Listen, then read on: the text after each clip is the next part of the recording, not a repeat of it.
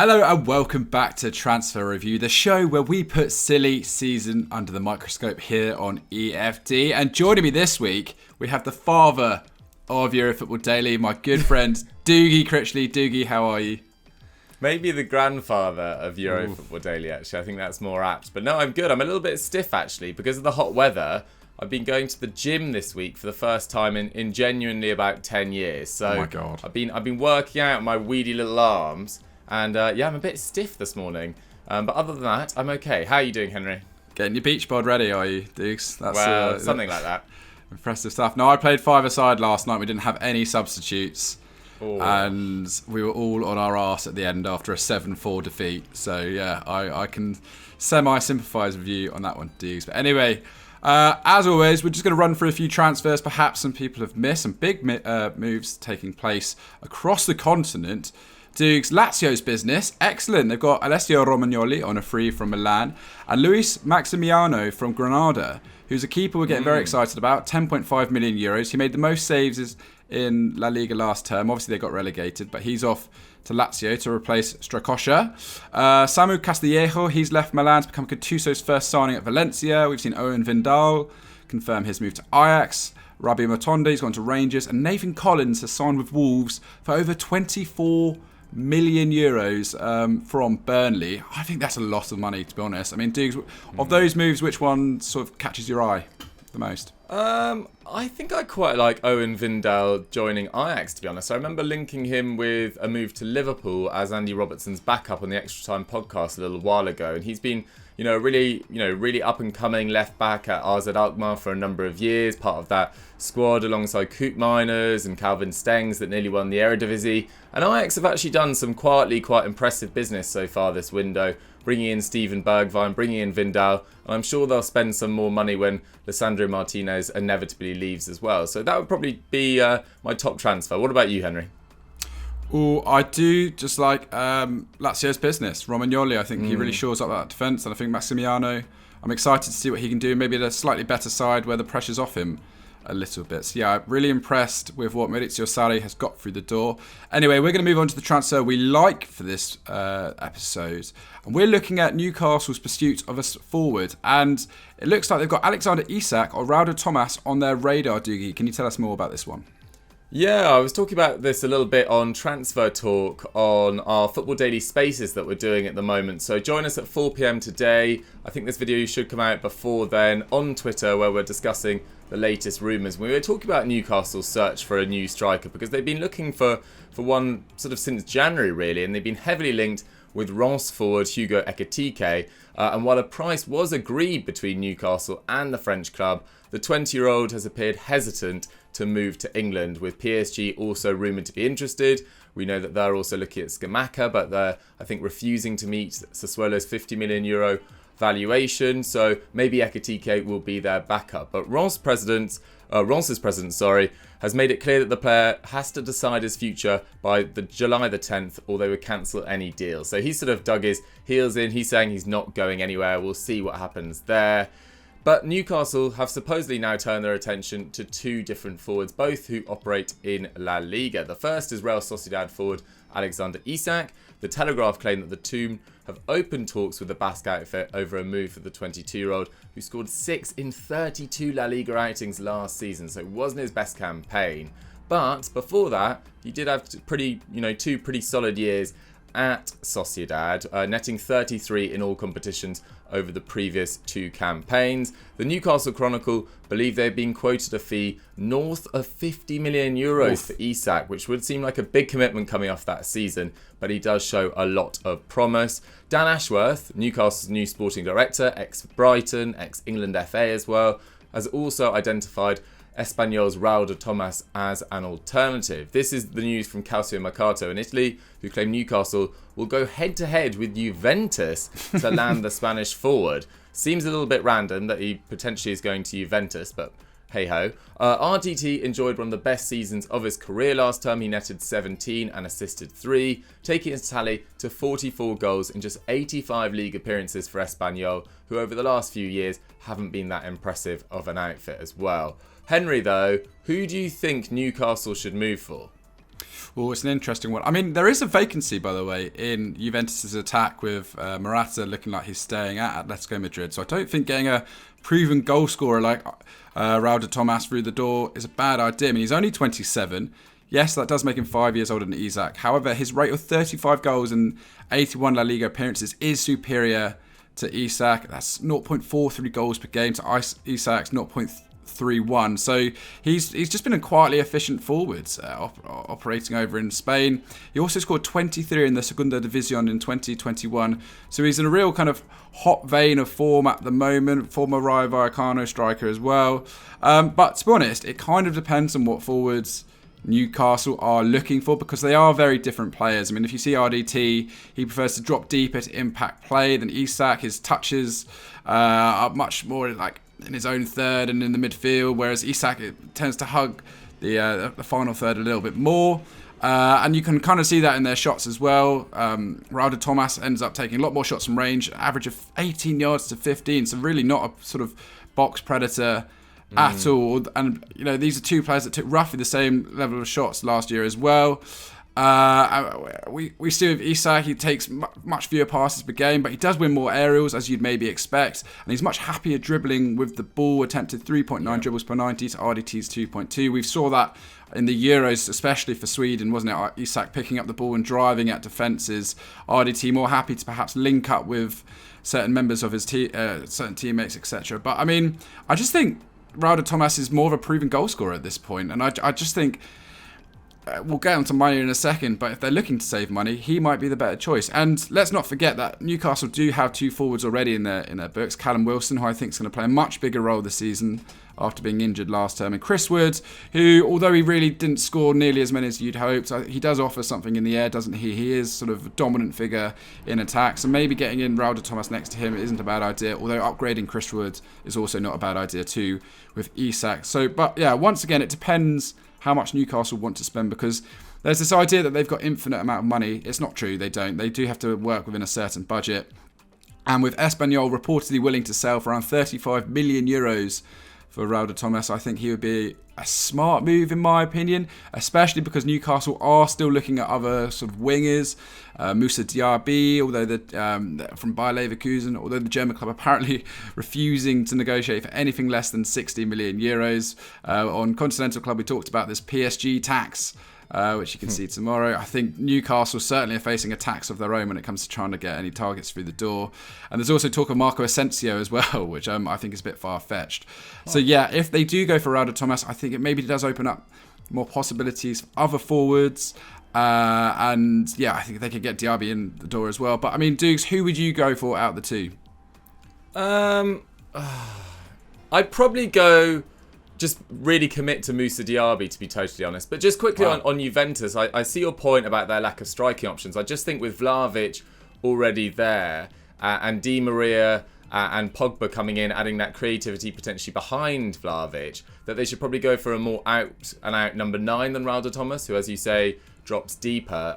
But yeah, if I was Newcastle, I'd probably really commit to Moussa Diaby, to be honest. I think, as you say, Callum Wilson's going to have a big say. He's experienced under Eddie Howe, absolutely terrorised Arsenal, particularly in that win towards the end of the season as well. Looked absolutely magnificent in that game. And I think with a full season ahead of him, I think he could score 10 to 15 Premier League goals. So they're looking at a player for the future, and in that respect, I'd probably look at Moussa Diaby to improve their starting 11 on the wing, or as a forward option, Alexander Isak. I just do think he's got a slightly higher ceiling than Raul de Tomas, is my personal opinion.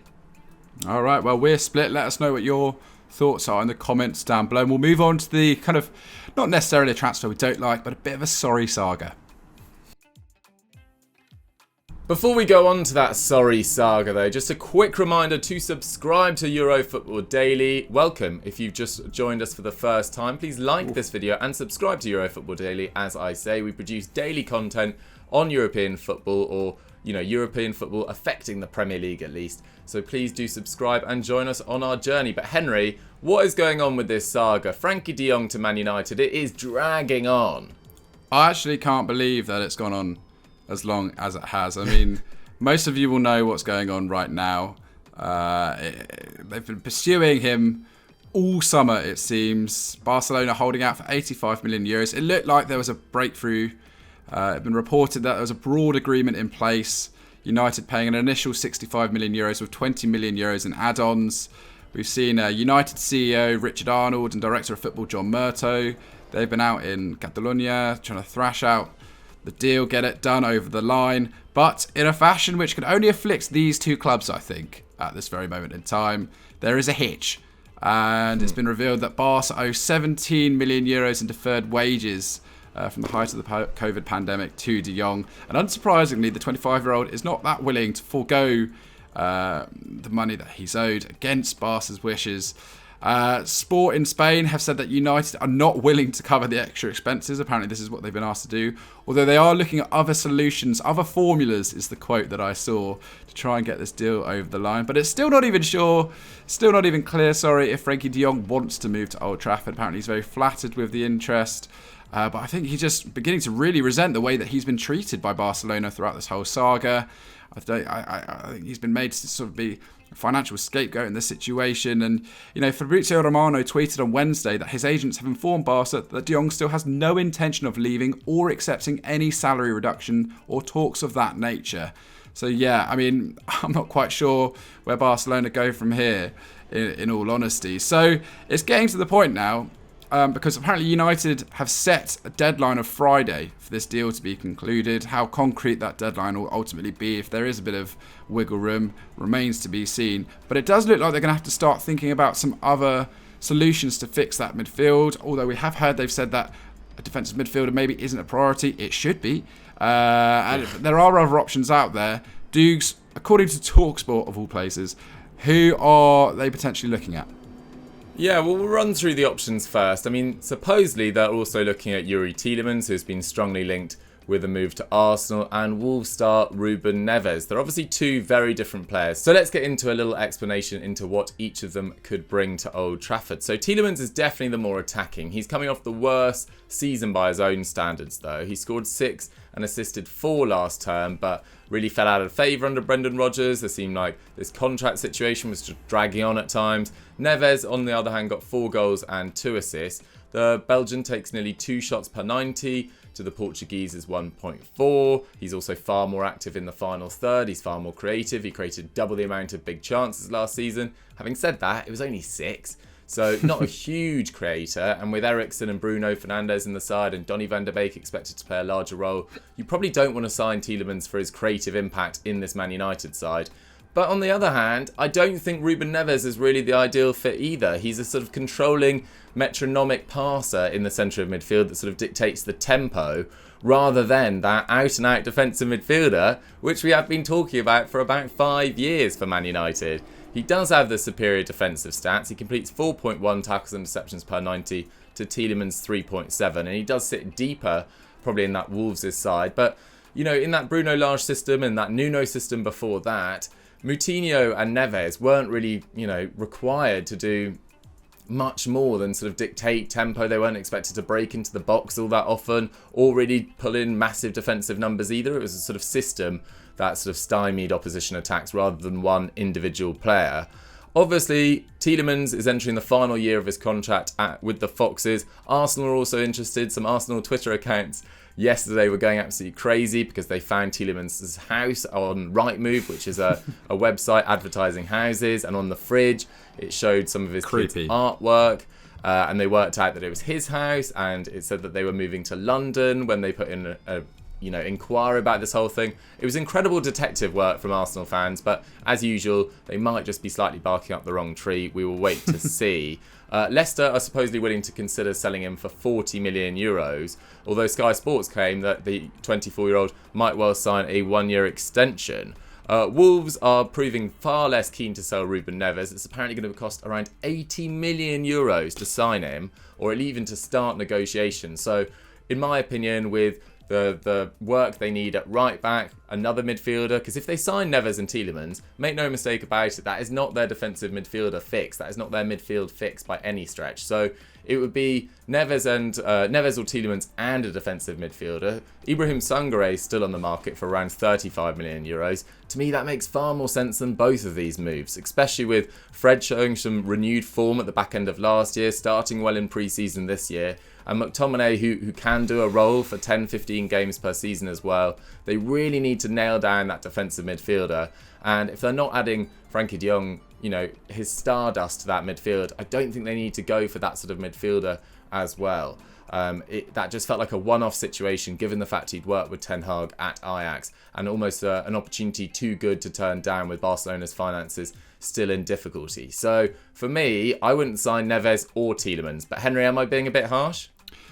I think Neves is a good choice. I think if they could get him for a reasonable price, I do think he offers a bit of an upgrade on McTominay in that midfield. And certainly with Alessandro Martinez coming in, who can play that central defensive midfield role. Lots of noise that Harry Maguire's position is safe for now, going to be the captain next year. He's the new I captain, don't think it'd be a bad addition to get Neves through the door. But I echo your concerns about Tielemans. But I also agree with you about Ibrahim Sangare. I think he'd be a great addition and probably less pressure on his shoulders to hit the ground running. On the subject of Manchester United, Dukes, while I've got you quickly, two names. One, Sasha Kalajdzic, who's being linked as a centre-forward option. And the other one, what do you make of potential Juan Mata going to Leeds United? Because a lot of stories go, United to Leeds kind of move. I think that'd be perfectly within Mata's remit to make that move. And I think it'd be a fantastic move for the player and for Leeds United. But where do you stand on those two names?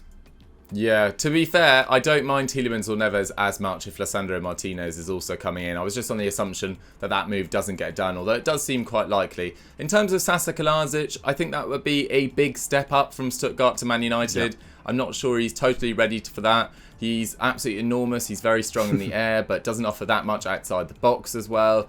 It's sort of like a more inexperienced, slightly less mobile Cristiano Ronaldo. With obviously not the sort of greatest of all time potential status as well. So I'd stay at Stuttgart for another year, Sasa Kalajdzic, or potentially join a club like West Ham. I think that's a better move for him right now. What was the second question, sorry? About Juan Mata, there's rumours that he might be going to Leeds United, which would be a quite controversial move in the sort of geopolitics of the football world in the UK. Yeah, no, I'm with you. I think I don't think he's got any. I don't think most Man United fans would have too big an issue with him going to Leeds. Look, they're not a direct rival at the moment. They won't be for the rest of Mata's career, and he hasn't featured that much for Man United over the last 2 or 3 years, and has never kicked up a fuss about it. Has always been willing to play on occasion, and has apparently been a pretty good trainer during that time. And that move from Chelsea is just one of the great shames in Premier League history, to be honest, given how good he was in his final 18 months at Chelsea, particularly that, was it 12-13 season where he was absolutely sensational. I think it was close to 30 assists in all competitions that year. So yeah, I'd have no issue with Juan Mata going to Leeds. And after all their business so far this summer, targeting the players in that 21 to 25 age range, I think he'd add some much needed experience to that squad as well. Whether he can keep up with that sort of high intensity Jesse Marsch, previous Marcelo Bielsa system, I have some doubts about. But for a little romanticism, I quite like it. Absolutely, completely agree with you on that. All right, United fans, let us know what you think of your potential business in the comments down below. Which midfielder you would like to see signed. And that's it for Transfer Review for another week. Thank you very much for joining us. Dougie, thank you for being here too. What should everyone go and check out right now? Yeah, well, we've had some great content on EuroFootball Daily this week. Yesterday released 10 players on their final chance, including a mention for Anthony Martial, who started that game against Liverpool in fine form. So go check that out, scoring a wonderful goal past Alisson in that game. And look forward to our weekend content as well. We have a special guest, a Liga expert on Continental Club tomorrow. And then the Football Pyramid returns on Saturday with our second semi-final. So plenty to get your teeth stuck into over the next few days. Awesome. Thank you very much. All right, subscribe to the channel, all that. Stay safe in this heat. Wear some sun cream, goddammit, if you go outside. Drink plenty of water. We'll see you next time. Bye-bye.